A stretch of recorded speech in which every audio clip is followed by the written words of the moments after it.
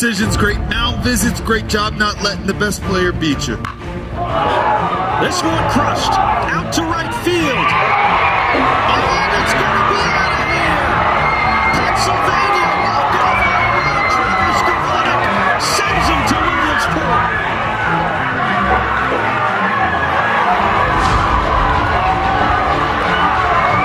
With the 37th pick of the 2023 MLB Draft, the Detroit Tigers select Kevin McGonigal, a shortstop from Monsignor Bonner High School, Drexel Hill, Pennsylvania.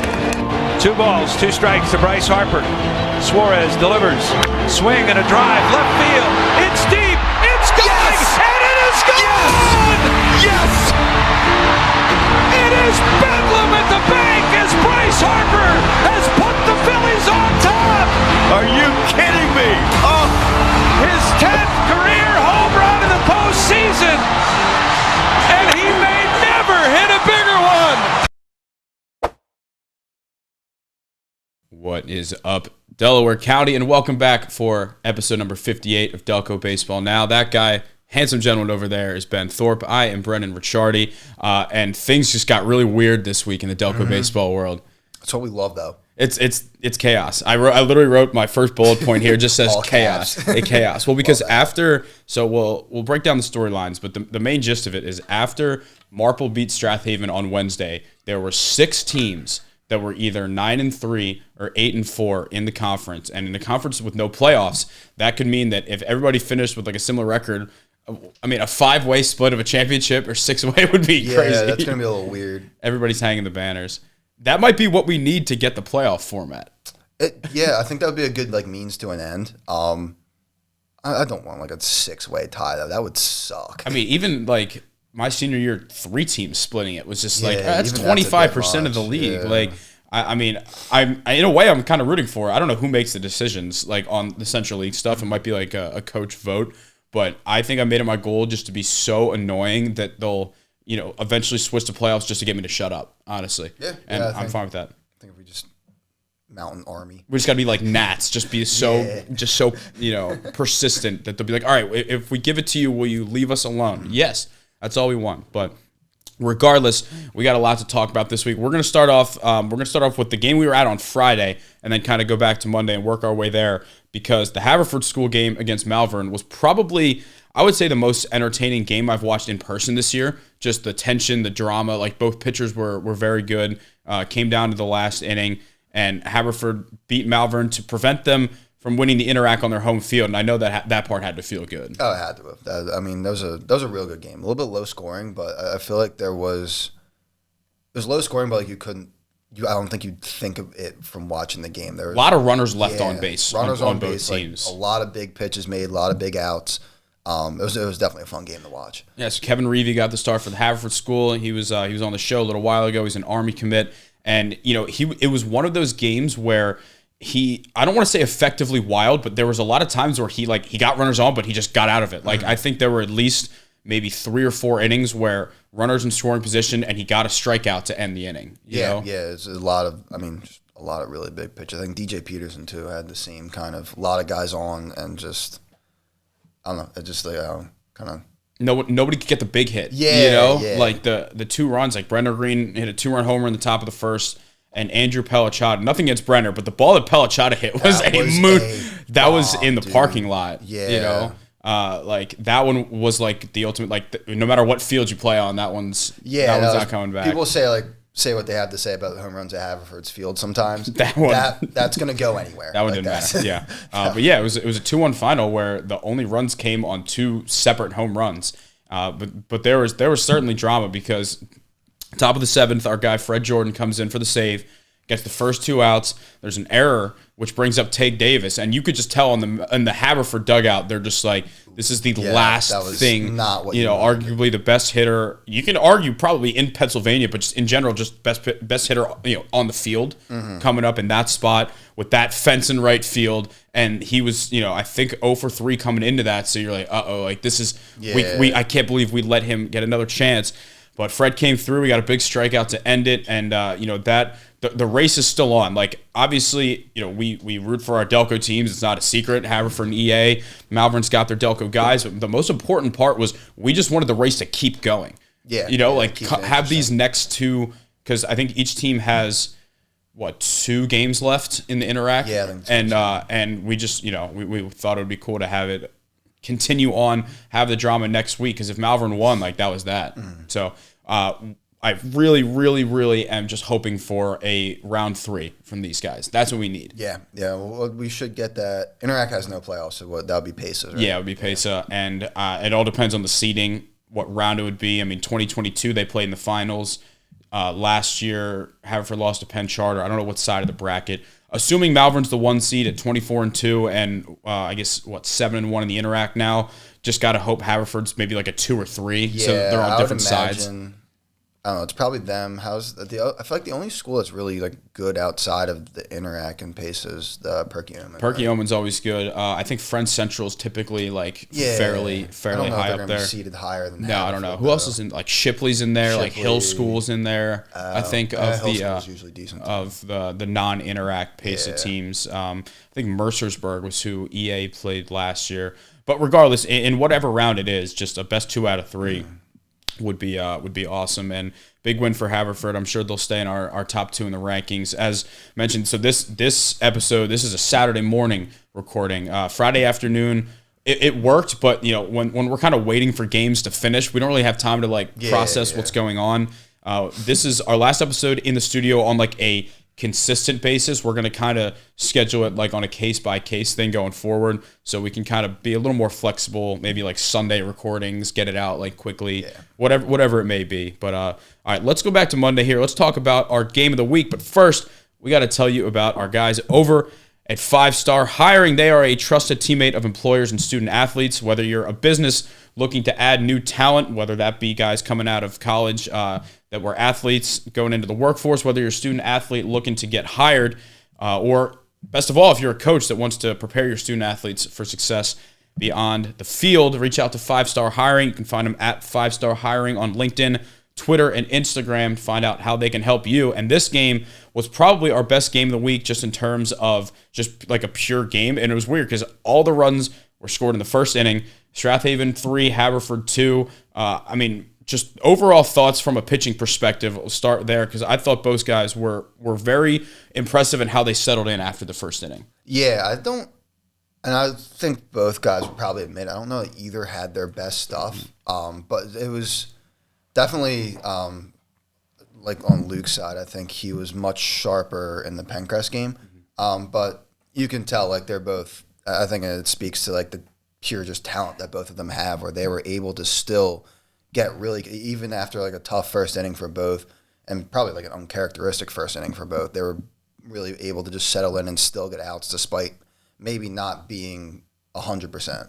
Yeah, I mean, they both had to battle. And I think, for Luke, you're talking about a guy who, coming into the game, had let up 3 runs the entire season. And it was in, like, the late innings of a game where he was almost at, like, 100 pitches. So, like, I was very curious to see, like, you're down 2-0 in the first in, like, a big game. Like, how do you kind of deal with that? And he dealt with it about as good as he could have. Guys kind of had to, both Jimmy Boyle and Luke Dancona kind of had to, like, realize that, all right, don't have the best stuff. Like, it's all about, like, you got to locate it at this point. But Haverford jumped out early. Shane Durkin hit a triple, and that was one of those, like, we've never seen him play in person. Yeah, he's impressive. I mean, I think those 6 hot dogs at Dollar Dog Day really, really helped with that power. I think so, too. We'll get the protein in there. You're kind of on that, what's the calorie opposite deficit? What's that? Opposite surplus? Surplus. Would that be a good word? Yeah. He's running on the calorie surplus on Monday, ready to roll. I mean, and Luke said it after the game too. Like, that was the best any team has consistently looked against him throughout the year. Like, Garner Valley had the double and the homer. They scored more runs, but in terms of, like, I think Haverford had, like, I think maybe 6 hits. They had the 2 runs.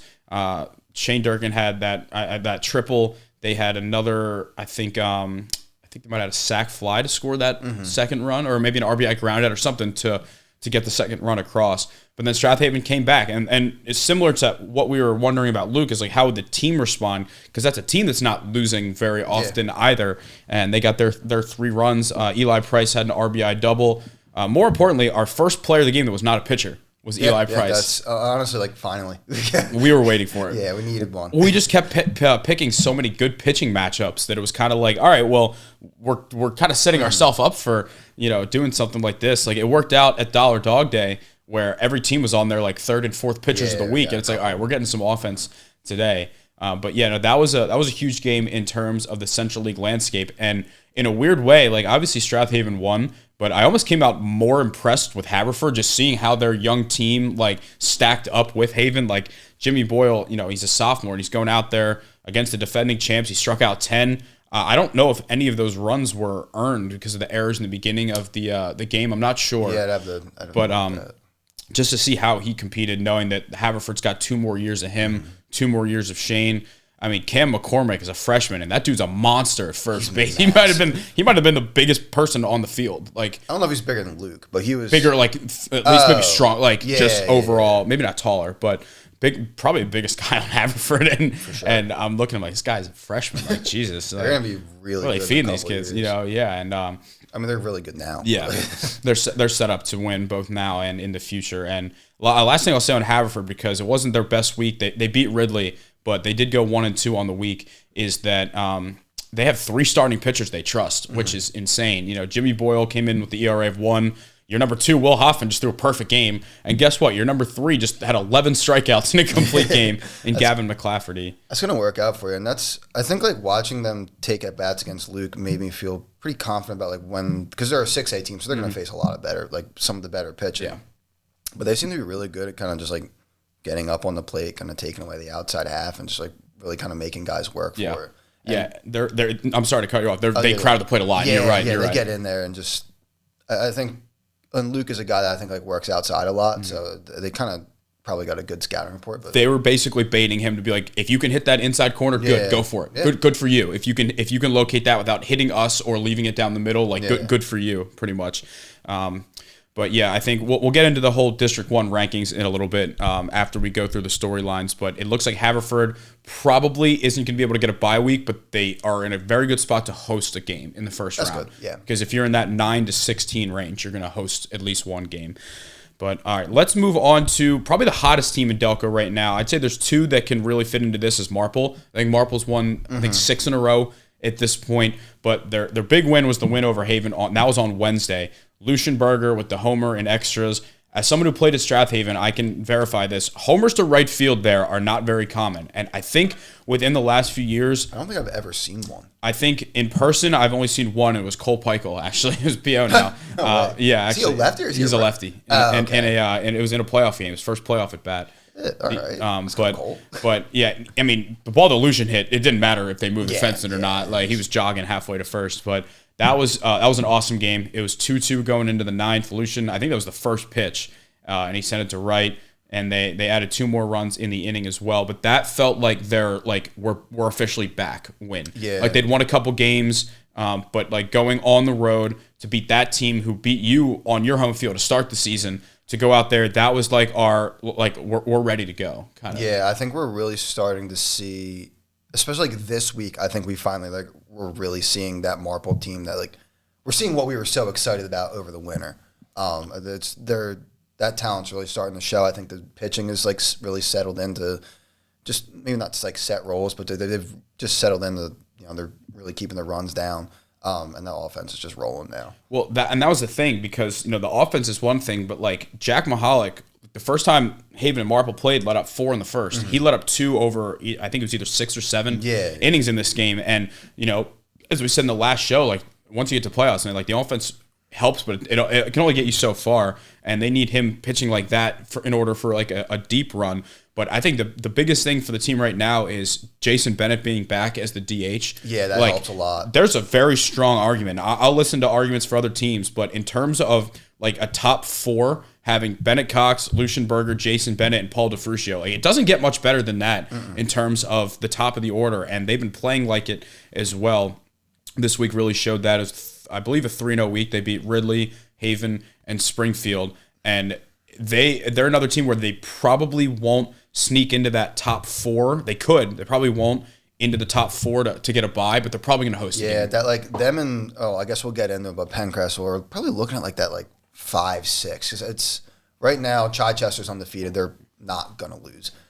So they'll be. I think they're the one. Unionville's 10-1. Yeah. Havens. So we've had some changes. We'll get to in a little Really? bit. Havens number 2 Never right mind, now. never Spoiler mind. alert. All right, we will get to that. Okay, we'll move on. But yeah. Sorry. Yeah. No, that was the last thing. Marple looks good. Yeah. They got a couple big games coming up this week, and so one of those games will be against Pencrest. But Pencrest, we'll talk about real quick. They played a crazy game with Radnor. It was 11-10. It reminded me of that game. It was 15-14 last year, if you remember that one. But Pencrest was up 7-1.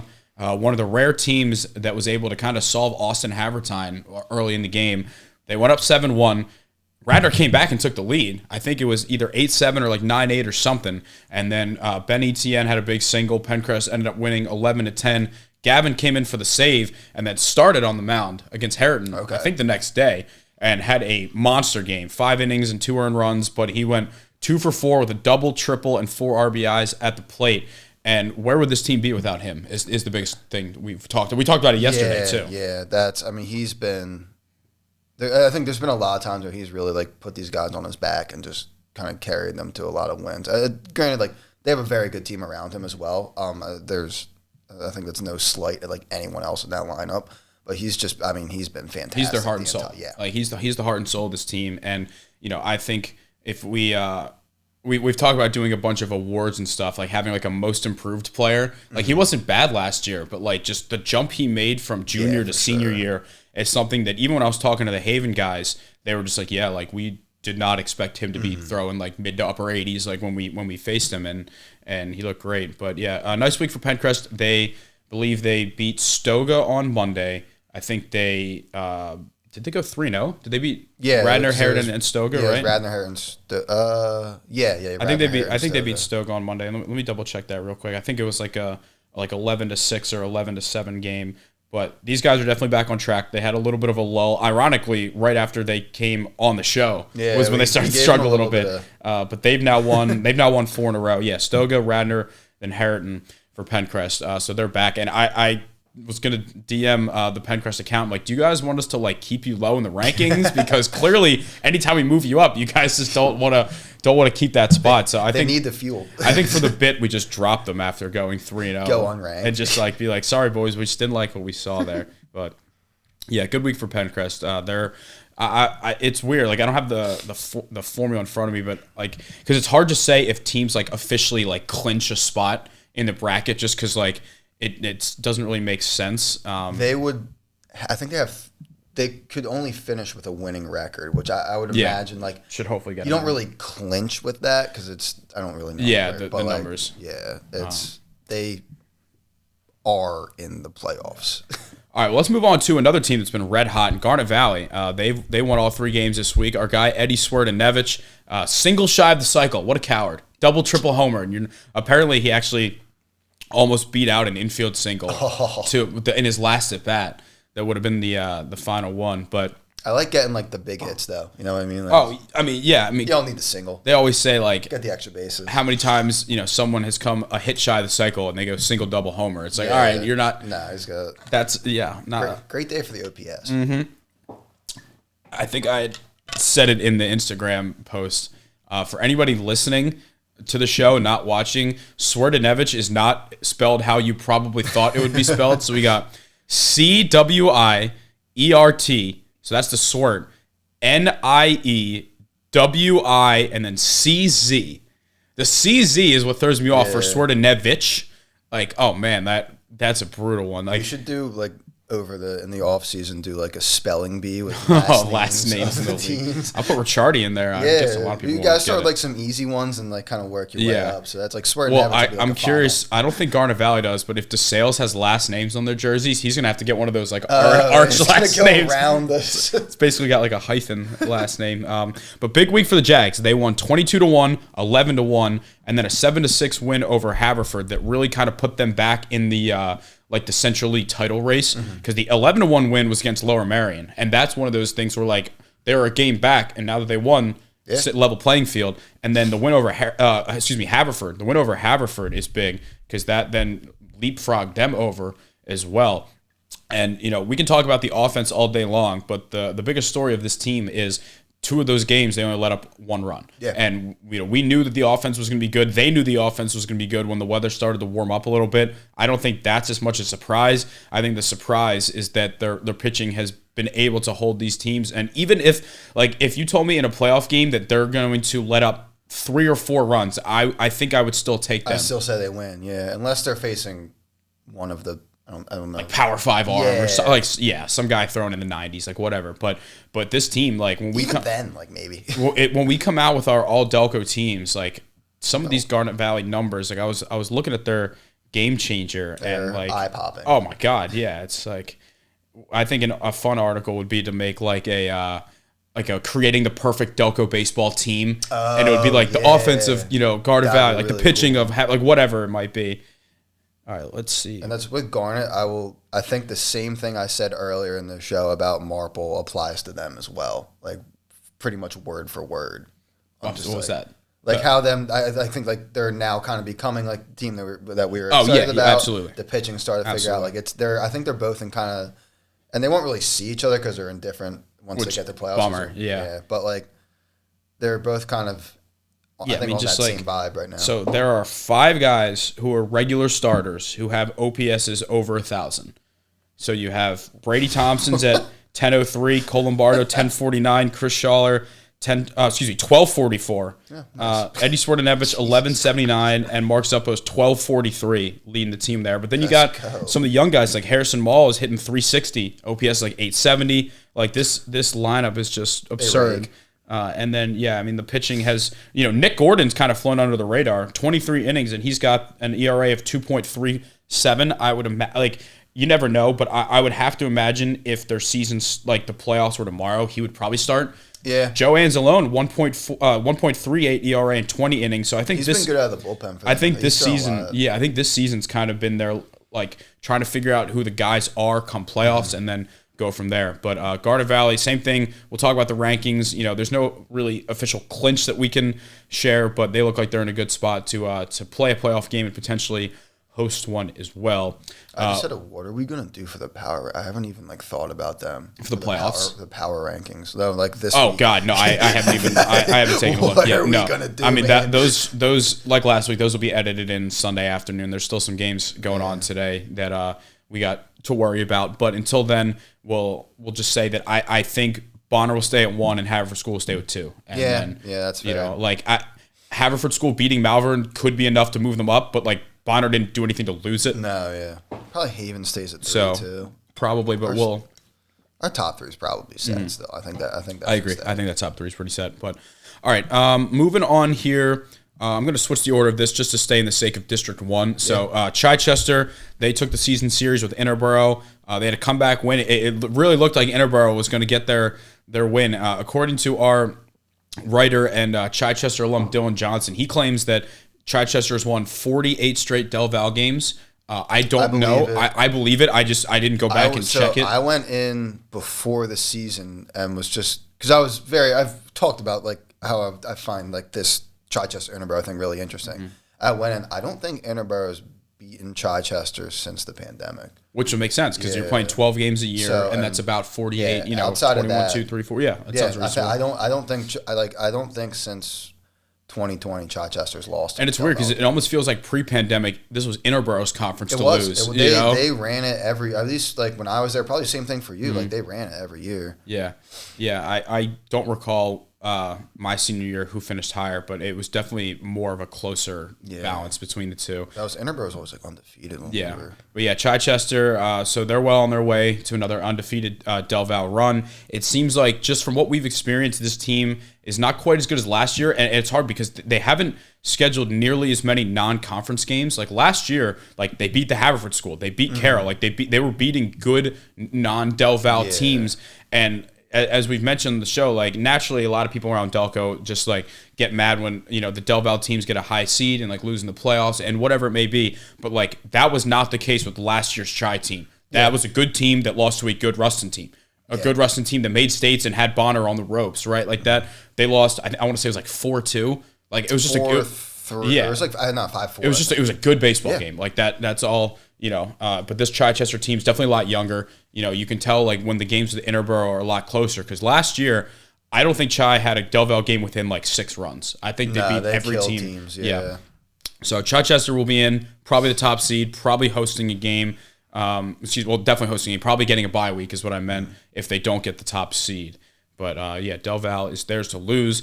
Last team I want to talk about here is Conestoga because their win over Lower Merion might have saved their season because they are right now. We'll talk about they're hanging around in that playoff race. They have a lower seed, but getting that win over Lower Merion is potentially the difference between making the playoffs and not. And they went 2-0 over Lower Merion this year. Yeah. That was this week. I think really like they're back in it now. I think they're good. I don't know. I wouldn't call them like back, but like they're back in the race. I think because they had dropped a ton in a row. Yeah. Also, quick apologies. It is Luke Hunter, not Lucas Hunter. I don't know why I wrote Lucas Hunter on the graphic, but he had like swiped up and he was like, by the way, like my name's actually just Luke. I'm like, oh my bad. I don't know. Was it Lucas in the Game Changer? I don't think so. I don't think it was. I don't know why. I've done some I did the write-ups for them. I don't know why.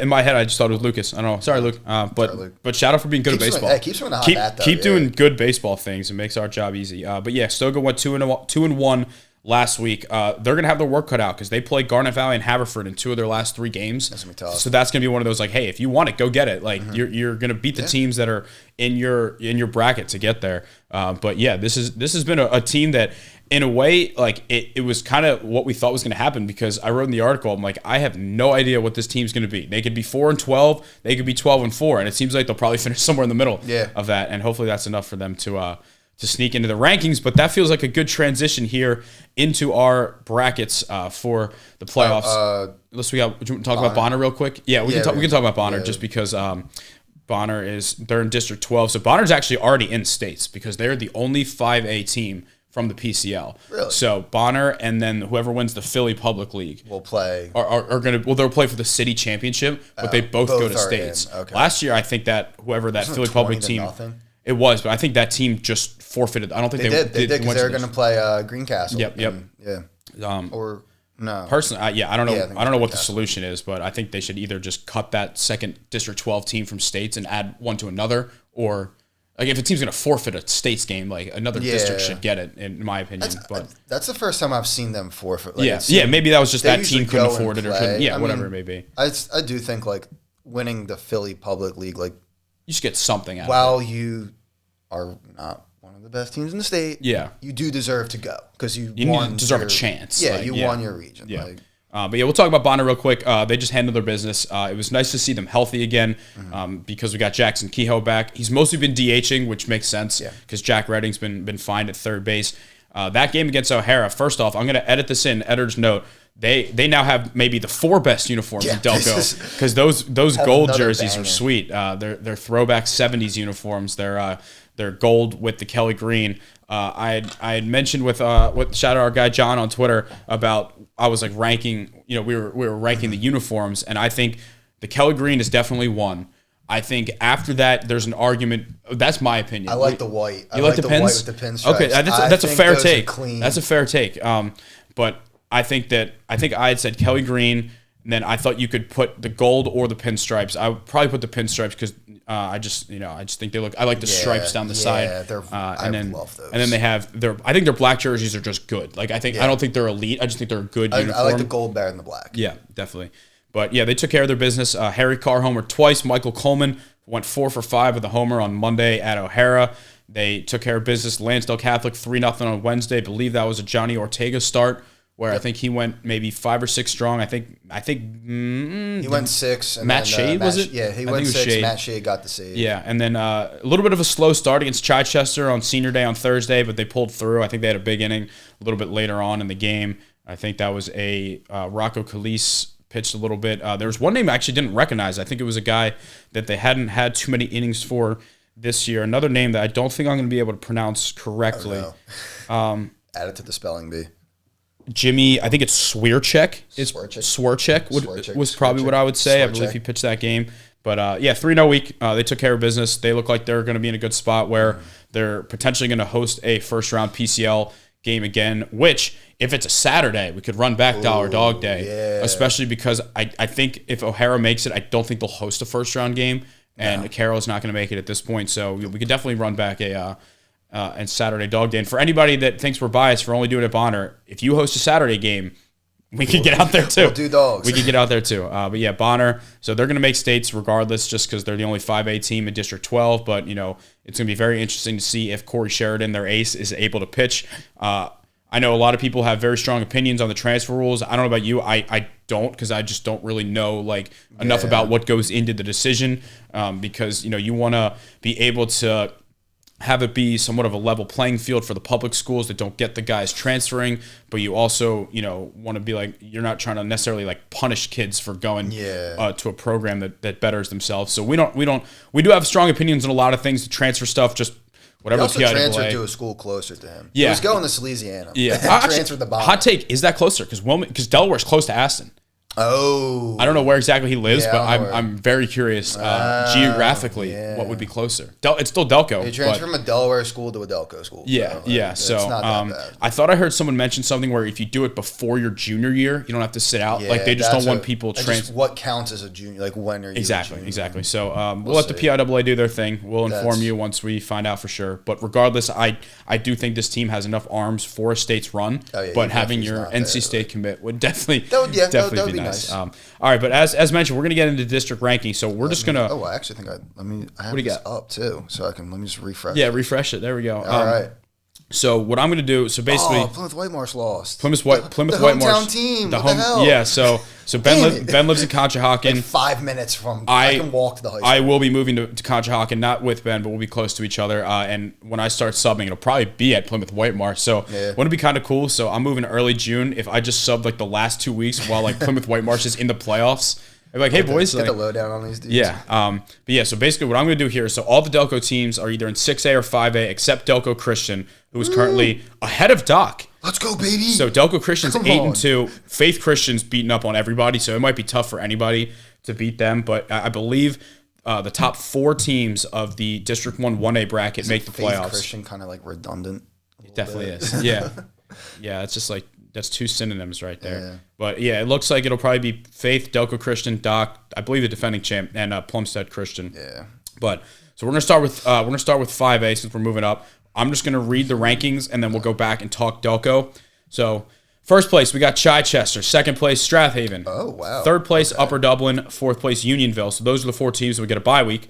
Fifth place Westchester East, sixth place Marple Newtown, seventh place Pencrest, eighth place Interborough, ninth place Ruston, 10th place Hatboro Horsham, 11th place Upper Moreland, 12th place Phoenixville. So those are the 12 teams that would be in right outside the bubble. Radnor at 13, Oxford at 14, Springfield 15, Upper Marion 16, Academy Park 17, Hareton 18, Pottsgrove 19, Sun Valley 20, and Pottstown 21. So going back from a Delco perspective, Chichester at the 1 and Strathaven at the 2. Now, if the results hold, 2 Delco teams at the top of the bracket, they get home field, they get a bye week, which would mean they only need 1 win to get into the semis, which would guarantee them at least 2 more games because the top 3 teams go to states. So if you lose in the semis, you go to a play-in game where it's literally winner goes to states, loser goes home. Yeah.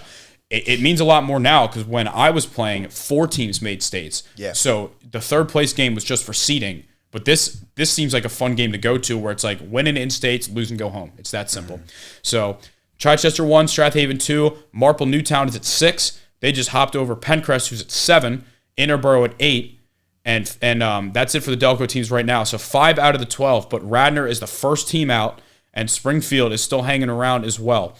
I have news to anyone that if there's any chance you're from Ruston, Hatboro, Horsham, Upper Moreland, or Phoenixville, I'm about to become your biggest hater. Yeah, I'm wishing the worst for you. I hope you stay. I hope you have the worst 2 weeks. I hope you stay healthy. I hope you stay healthy. Stay healthy, but have a really bad week. I hope you do bad baseball things. But I hope you guys suck. Radnor's right there. Springfield's right there. And so if the playoffs ended right now in the first round, Marple will be playing Upper Moreland, Pencrest will be playing Hatboro, Horsham, and Interborough, Ruston. So no Delco teams playing each other as of right now. At least in the first round, no Delco teams playing each other, which is probably for the best. Marple or Pencrest, man. It's probably for the best. And having the bye week is a huge advantage because Pencrest, if you're Pencrest, you have to throw Gavin Brown in that first game.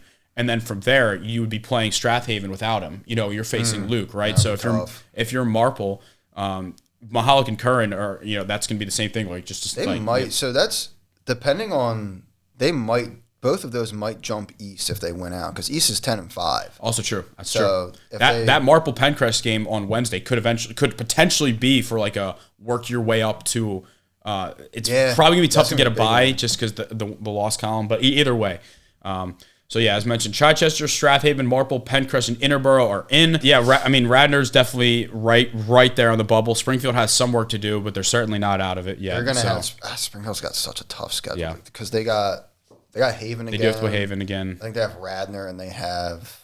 I don't think they played Pencrest twice. No, they have Pencrest on. It's Pencrest, Haven, Radnor. Gotcha. I think they finished with. All right. So. All right, let's move on to 6A here, where it's definitely not as much of a Delco bracket, but we still have some decent representation. So, as mentioned, Plymouth Whitemarsh is the 1 seed, so we're just going to rip through. Plymouth Whitemarsh at 1, Owen-J. Roberts at 2, Neshaminy at 3, Central Bucks East at 4, Quakertown at 5, Methacton at 6, Downingtown East at 7, Downingtown West at 8. So those are your 8 teams that get a bye. Now, this bracket is the exact same thing as 5A, just doubled. Everything is doubled. It's instead of 12, it's 24. Instead of 3 teams to say it's 6. So it's pretty much the same concept there. So we have our first representation, Garnet Valley at 9, right there on that bye week. They really snuck up there. So Garnet getting a bye for them would be so big for save their pitching. Too. So Garnet Valley at 9. Wissahickon at 10, second rep, Lower Merion at 11, Springford at 12, third rep, Haverford at 13, let's go, baby. Pennsbury at 14, Avon Grove at 15, Coatesville at 16, North Penn at 17, Council Rock North at 18, Boyertown at 19, Souderton at 20, Council Rock South at 21, Westchester Henderson at 22, Conestoga at 23, and Penridge at 24. So Conestoga, late entrance in. Penridge at 4 and 6 is the last team in. So Stoga has a little margin of error there. So it's like less though, because then like CB West and Perk Valley are 5 and 7 and 6 and 8, which is like a little bit. Yeah. So Conestoga has a little bit of breathing room. Yeah. Like they still probably need to. I would say 8 and 8 might get them in. 9 and 7 will definitely get them in. So go from there. But they're gonna have to finish the season with a winning. Like, not a winning, but like they're gonna go at 2 least and 1. 2 and 1. So Garnet Valley's 9 and 4. They are behind Downingtown West at 11 and 3. So they'll need West to drop at least one game. And or East. But at the very least, it looks like Garnet Valley, Lower Merion, and Haverford will most likely host playoff games. At the very least, they are pretty safely in. Mm-hmm. And Conestoga is going to be the interesting bubble team. You know, the 6 and 7. I think they still have to play Upper Darby again, which for their sake should most likely be a win. And then who else do they got? I think you said Ridley, Garnet Valley, and Haverford. So they just played Upper Darby on Wednesday. So that's right. Ridley, Garnet, Haverford. Ridley, Garnet, and Haverford. Okay. So you have to beat Ridley and then take one of the two from Garnet and Haverford is the only way. Most likely, I can't see a world where they get in with what would it be if 7 and 9. I don't think 7 and 9 would get them in. It's gonna do it unless these other teams down here lose. That is also true. Yeah, but Stoga's so like I feel like hot and cold. Where it's a thing of like if you're that 10. I mean they're at 23. If you're Wissahickon at 10, like I don't really think that's not the 23 you want to face. If Jake Friel's on, there's a chance. There's a chance that like also like offensively, there's a chance that those dudes put up 10 runs on you. All right, well let's do some quick math here. So if the playoffs started tomorrow, Garnet Valley would play the 24 seed, which is Penridge. Yes. Lower Merion would play the 22, which is Westchester Henderson. So that's a little Central League chess-mon action right there. Believe Penridge is in the are they suburban? I forget what they are. Should we'll say if I click the schedule. I don't know. It will not. No. So let's see. Haverford is the 13. Yeah. That would mean that they play, I believe, the 20, which would be Souderton. Yes. No, Boyertown. 9, 10, 11, 12. Boyertown's a 20. I got Souderton at 20 on mine. Wait, what? Do you have Boyertown at 20 on yours? Yeah, refresh yours. I'm pretty sure I opened this today. Oh, it switched. It switched. Wait, did they just update it? Wait, all of it switched. Oh, shit. Wait. Hold on. Okay, so Haverford. Yeah, okay, wait. So switched. okay, so look. No, did 5A switch too? What just happened? 5A did not switch much. Yeah, no one really. I think Happer or Horsham and Upper Moreland switched. That's so bizarre that they literally updated it. Okay, all right. what? So there really aren't too Breaking many news. There really aren't too many updates. Like Garnet's still at 9, Lower Merion still at 11. Haverford moved from 13 to 14. Conestoga moved from 23 to 24. Okay. Oh, so That's now we'd have, that's so bizarre. well, now we would have Garnet and Stoga would play in the first round. That would be a sick. That is so bizarre that it's switched. Okay, well that's really interesting that it switched within the minutes we were on here. I will say, if we have a Garnet Stoga first round game, I think that's where we're going to have to be. Yeah. Oh yeah. Definitely. Wow. That's all right. That's so cool. So all right. So it's Lower Merion still going to play Henderson, and then Haverford would play. Well, now they play Souderton. Okay. Yeah. So you're right. So and that went from the 13-20 to the 14-19. Literally the same matchup. Okay, that's so cool. That's crazy. Well, we're gonna have our crew of interns. So I think there's a chance that realistically, like, we probably won't be at the same game. We're gonna have to send people everywhere. You know, Yeah, I feel like that's around a little bit. like we won't really have a game of the week anymore. It'll just kind of be like, all right, you're going there, you're going there. Like we'll have enough games that we can. Well, just like each of us will take an intern and Yeah. that works. Or honestly, if depending on how many games, we might all just go on our own. Like we don't need just to that's a good tweet. point, You know, yeah. I feel like tweeting during the playoffs updates is the big Yeah, thing. yeah. I have enough stock pictures of people that I could make graphics after that. But so yeah, that's our district rankings. A little chaotic there, but the bottom line, if there's anything to Went off take the away rails a from little this, bit. is that Conestoga and Radnor are the two biggest bubble teams, and right now. The bye week is the most interesting thing for these teams to shoot for. But other than that, most teams that are in are fairly safely in, except for Stoga and call Radnor. Springfield a bubble team too. Yeah, a little bit like further out on the bubble, but They got their work cut out. Yeah, if they went out, I think they could get in. All right, well, this is going to be edited in on Sunday, so we'll send it over to our future selves. We've been killing it. Wonder what the world will be like in a couple days there, but we're going to send this over to ourselves to break down the power rankings. So let's send it over to Brendan and Ben.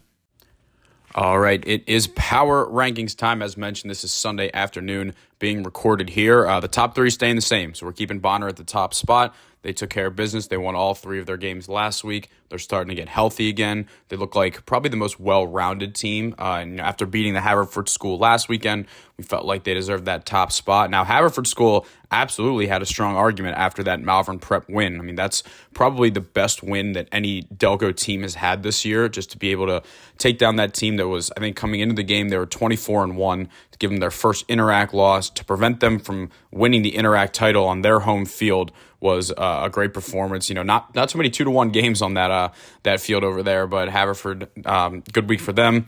Big win for them to keep the Interact season alive and help their state tournament standings.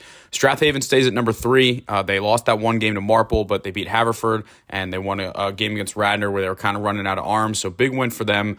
They, at the moment, still stand alone at the top of the Central League. You know, they have a game up on everybody. They control their own path. If they win their next 3 games, they'll have an outright Central League championship for the second straight week.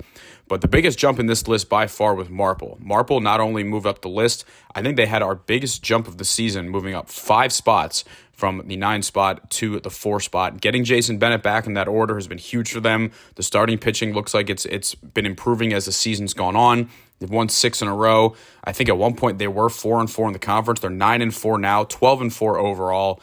Well-deserved jump for them, and that is an offense that nobody wants to see come the playoffs. Speaking of an offense that nobody wants to see come the playoffs, we got Garnet Valley, another team that's been hot. They went 3-0 last week as well. They've been jumping up this list here. I think they scored 40 runs over the course of 3 games. Again, another team that the starting pitching looked like it was going to be a bit of a concern, but they helped win those games. I think they let up 1 against Harriton, 1 against Lower Merion. They won a 7-6 game against Haverford in their 3rd game of the week. So really impressive stuff by the Jags to move into the top 5, I believe, for the first time this season. Pencrest in number 6. Again, another 3-0 week by them. They took down Stoga. That was a, I think, 11-6 game. They won a thrilling, I think, 11-10 game with Radnor and Harriton to get back on track to win 3 in a row. Haverford, this one was a tough moving them down. It just, at the end of the day, Haverford went 1-2, and Garnet and Pencrest and Marple all went 3-0. So we felt like that was kind of the deciding factor. 8-5 in the Central League. Really the first, not great week by Haverford since they started 0-2 in the Central League. So understandably, dropping them 3 spots, it does sound a little harsh, but it's really more about what the teams around them were doing. I understand the arguments that, people were presenting that Haverford should be higher. I get it. It's just, when all of these teams are so close together, to us, it just felt like it was something where having these teams separated by just a game or two, we went with the recent success. Lower Merion falls a spot. I think they actually might have fell 2. I think I just put 1 on there, but they fell down to 8. They went 1-2 last week, but still a very good team. They haven't really had too much outside of the conference action overall this season, kind of saving their arms and mostly just contributing to Central League games. So they fall a spot there. And Episcopal, the last spot we definitely had some debate because Episcopal, they haven't had a great Interact season. A lot of very close games, a lot of close losses. They've been very good out of conference, still 16-9 overall. And we just felt like when, weighing things together, it's kind of the debate of, Chichester was certainly in the conversation. They're 9-0 in the conference, but, they haven't really won any big games outside the conference. Haven't really been challenging themselves as much as they did last year. So that was pretty much our reasoning there. Same with Stoga. Stoga was close, but Episcopal just beat Stoga last week as well, and we just felt like Episcopal is in a very tough conference. They've lost a lot of very close games, so that was a major talking point there. But as always, these power rankings are presented by McDevitt Hitting. Now, what is McDevitt Hitting? Our guy Coach McDevitt will take whether it'll be individual or group lessons. He has bases in Glen Mills and Swarthmore. You can find him McDevitt Hitting Lessons on Instagram and Facebook. Also 610-842-7193. Ages 8 to 18 is pretty much his sweet spot, but it'll be group for the younger ages and then individual lessons. He's been a hitting instructor over the last 6 or 7 years. He's a travel coach for the Top Lumber Futures team. We got a lot of good Delco players, Gavin Brown, Danny Stickney, Fred Jordan, that have been on his teams. He also played at Westchester, so he's got a lot of experience, and he's been around the game for a long time. So if you're looking for some hitting lessons in the area, look no further. Wonderful work by those guys there.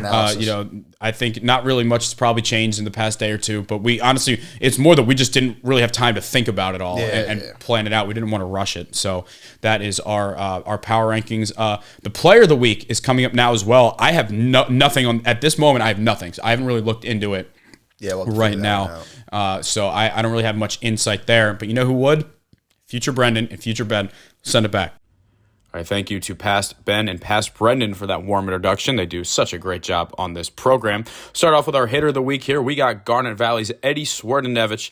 He had a monster week, 6 for 10 at the plate. He had a double, he had 2 triples, and he had a homer as Garnet Valley scored 40 runs and won all 3 of their games this week. We really could have picked a handful of different Garnet Valley guys. Harrison Mall, Mark Zuppo. They had plenty of guys, Chris Schaller, that had great weeks. We decided to go with Eddie, who's a single away from a cycle in their biggest game of the week, that win against Haverford.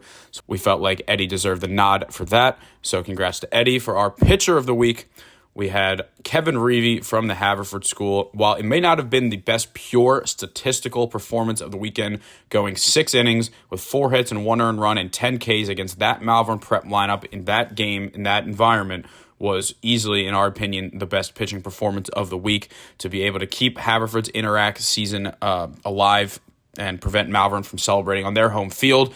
Kevin Reevy went out, and his slider was just incredible. He kept Malvern hitters off balance all day. Like we said, just the one solo homer was the only blemish on his resume for the day. Easily his best outing of the year. So congrats to Eddie and Kevin for bringing home the awards this week. All right, thank you to Brendan and Ben from the future. Your past selves, thank you for your contributions for the games of the week. Not the games of the week, the power rankings and the players of the week. So thank you for that. Now, since I had the game of the week up here, it's time to talk about it. We are heading under the lights. We are going to Marple on Wednesday night for Pencrest at Marple. For anyone who might be familiar, there was a little, it's called kerfluffle after the game, a little incident, little extracurriculars after hijinks in the handshake line, which just sets the tension for this game even higher. This it potentially, probably not, but potentially could be the difference between a team getting a bye week and not if the other teams above them are to fall a little bit. It's going to be a big game for seeding no matter what. Definitely big for seeding. Kind of a little thing you said, I think maybe like skated over, is that where they are right now, one of those teams is going to have to face Luke and Strathaven. Exactly. And you don't want to do that. You don't want to do that. You don't want to do that. You don't want that.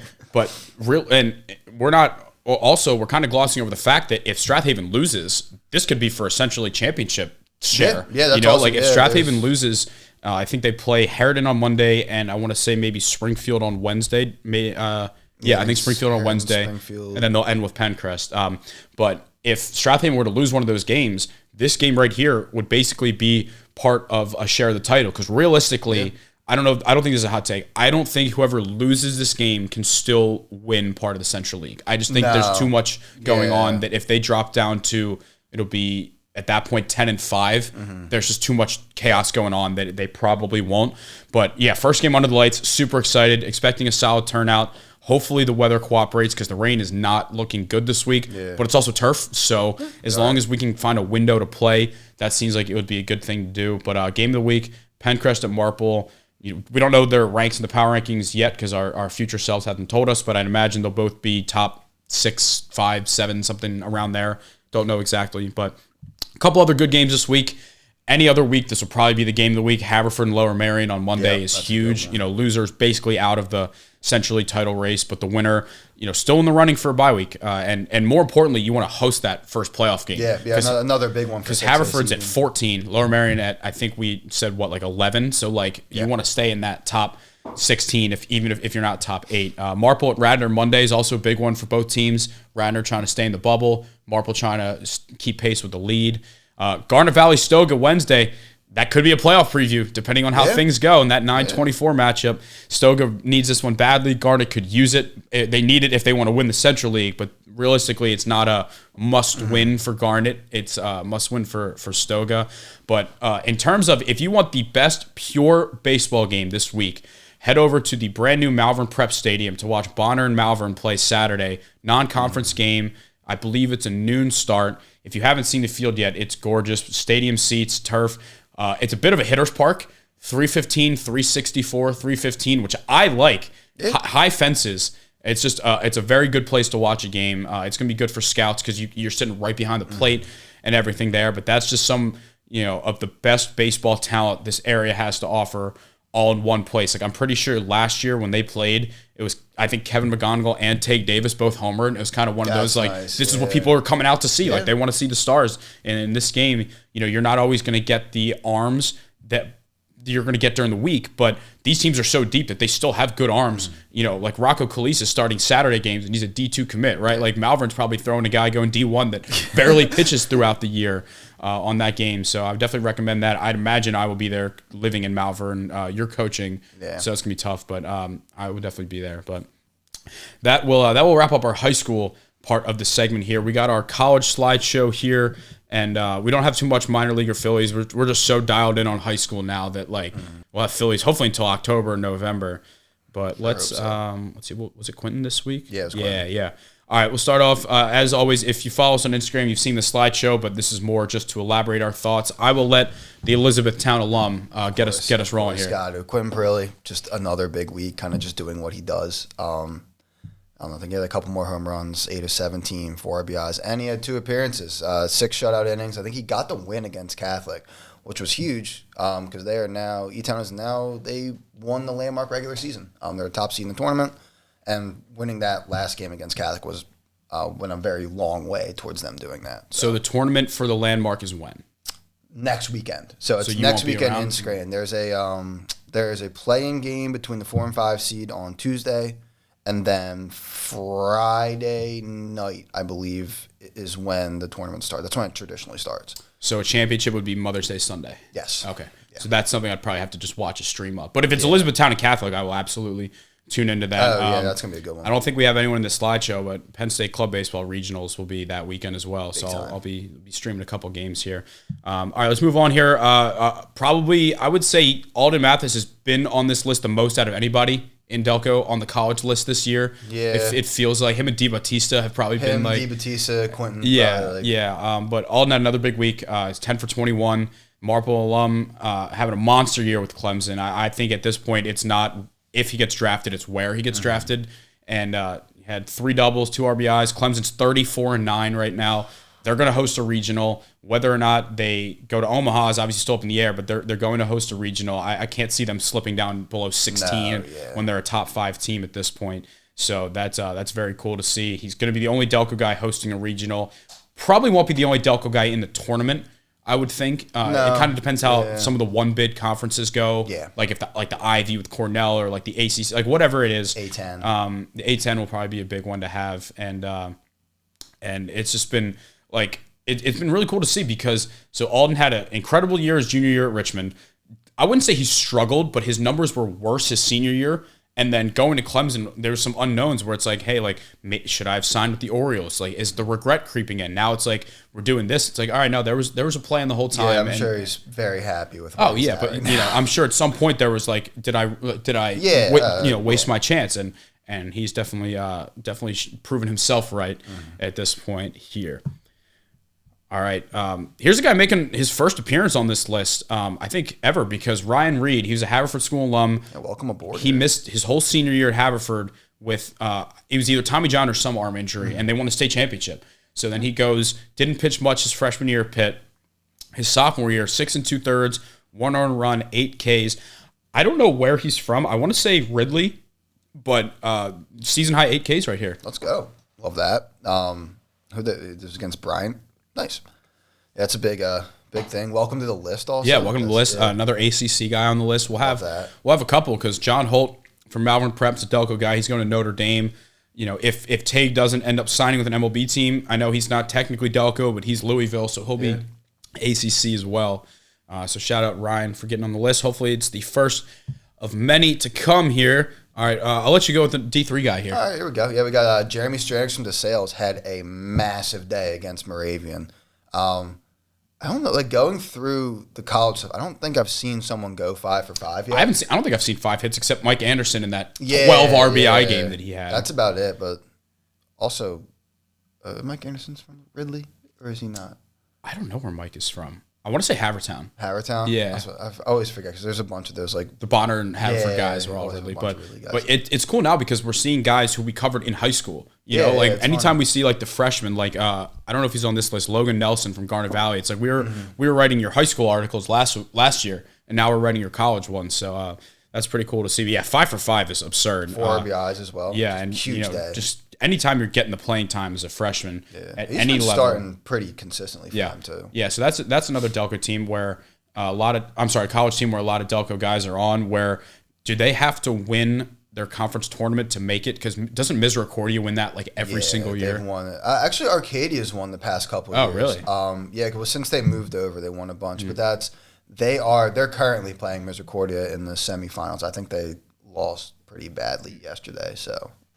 But all right, let's see what we got here. All right, I'll take this one because it's Haven. Mike Valente. He was a Strathaven grad. He's pitching for Cal U in the PSAC, and he was a guy where I never saw him taking like as big of a jump is because he was always a shorter and like lankier kid growing up, and then when he filled out, man, he's throwing like upper 80s, low 90s. He's given a lot of quality starts. He's not as big of a strikeout guy, but as I put on the graphic here. He's had 5 starts this year where he's gone more than 6 innings and let up 1 or less runs. That is the ultimate, like, that will do. Yeah, you know? That's going to play. Hopefully he's back on our Delco League team this summer. But, yeah, had a bit of a rough stretch. He started red hot, cooled down a little bit. Really but this was a nice bounce-back performance from Mike. So, shout out the boy. He is a sophomore up there, right? Yes. Yeah, so he's got 2 more years. All right, Springfield guy, your turn. Let's go. We got Casey Vaughn. Also, shout out to his brother Mick, who was my friend in high school. So I haven't seen him in a while, but yeah, hope you're doing well. But yeah, Casey Vaughn, 4-12 at the plate, triple RBI, and he was the PSAC Athlete of the Week. Yeah, PSAC East Athlete of the Week for any sport, it looks like. I don't think it's just baseball player. So. He had I saw it was a triple, but then I think the throw got away, so it was like a little league home run. Yeah. But I think it was either 3 or 4 RBIs. And it's funny, I think I've told this story before. I met Casey on the ice playing hockey, not baseball. Like we played in that Springfield Hockey League, like the rec league. Yeah, it's that Springfield rink. It's the right by the country club. Yeah. It was like a league where like when I started playing hockey, I joined it because it was non-check. I was like not like I got you. I think I was a freshman, and it was just one of those like I want to play high school hockey, but like this is a good way to kind of like I'm not just gonna go out there and get my ass kicked So that was a good place. So that's where I met him. I had no idea he played baseball until he popped up on my Delco League team one day. Good at baseball yeah, not good at hockey. No, he was okay. He was okay at hockey. He better at baseball. But yeah. Good week for the kid. Westchester swept Millersville. They took all 4 games from them. That's huge. So that's definitely huge for them. And I don't know.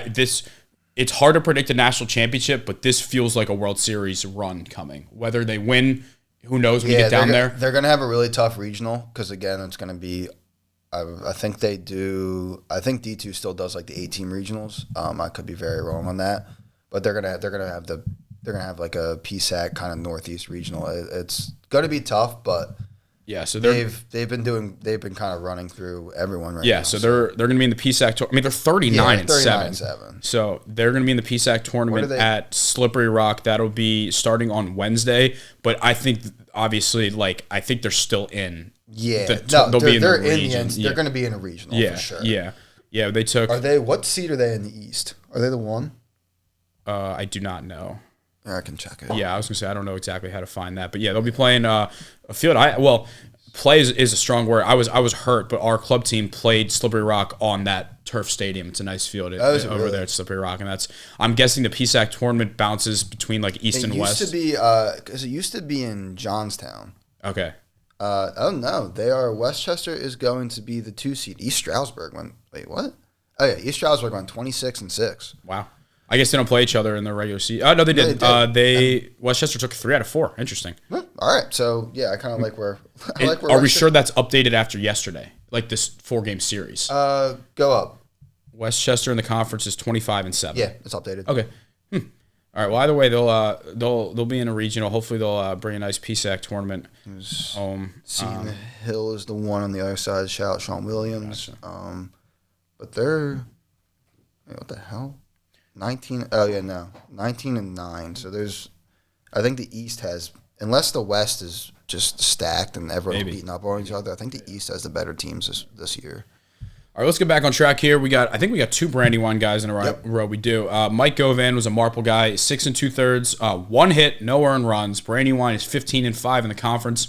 We got Mike. We also got Sammy Ben. Sam Ben Vignotti's having a monster year. He's been killing it. 6 for 10. He's got he had 2 doubles and 6 RBIs. The last time I checked, he was hitting in the 400s. I think he still is. I'd imagine that didn't hurt. No. Might have pushed him up in the 5s, but so that I'm gonna look up Brandywine because actually couldn't have pushed him up. Oh no, yeah. The conference tournament when we played was in Du Bois.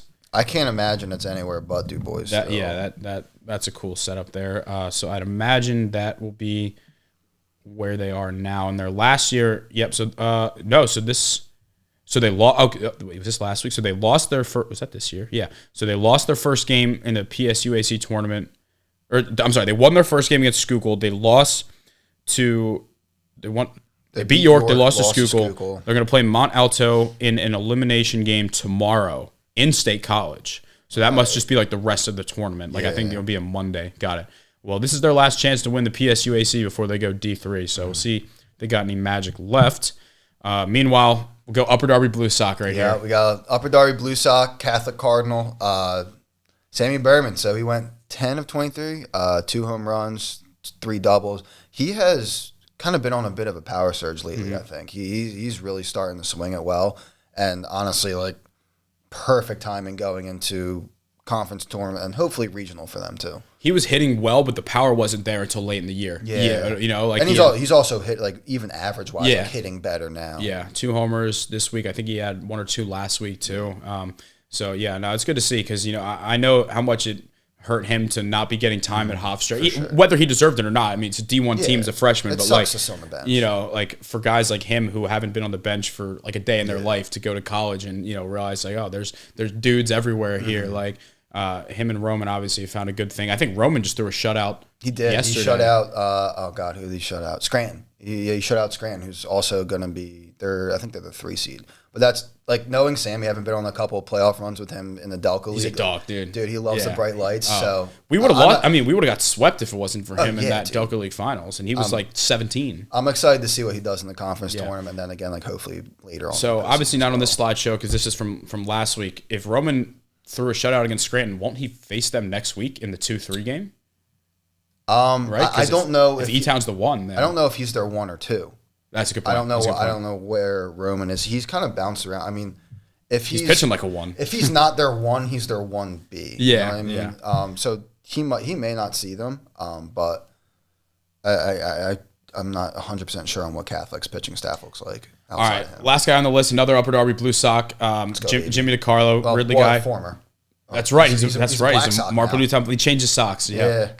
7 for 13 at the plate, 1 homer, for RBIs. If you are a college coach listening, go find Jimmy. He's at RCSJ Cumberland. He can swing. He can swing it. He's a big projectable frame. He definitely filled out that frame. When we played with him, he was 16, 17, but he's having a big year for the Dukes.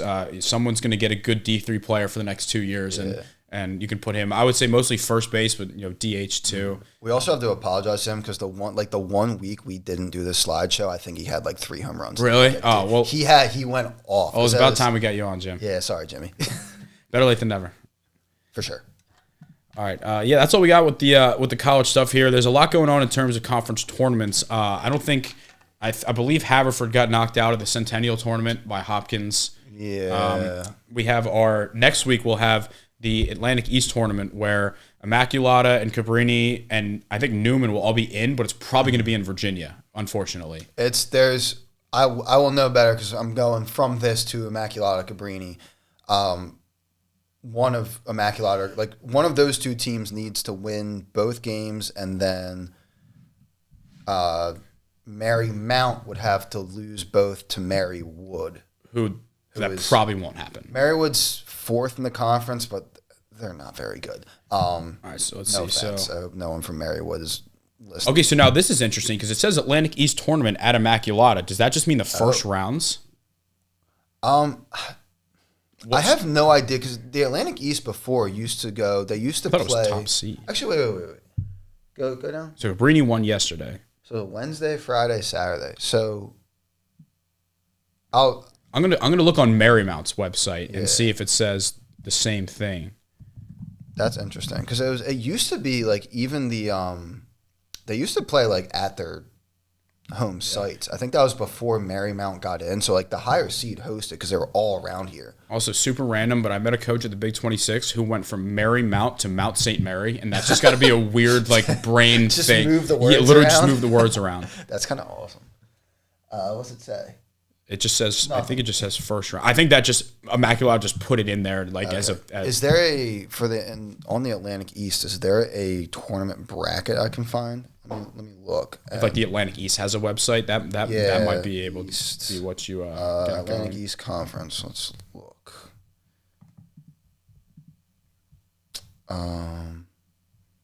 Dude, some of these conferences are so. I think I can never get the right conference names for. Well, I always get confused because there's a conference called the MAC, but Immaculata's not in it, and they're the MAC, so that's what throws me off. Well, there's the MAC, there's the MAC Freedom, MAC Centennial, the MAC, and then there's the Atlantic East, there's the United East. I think there's an America East that's a D1.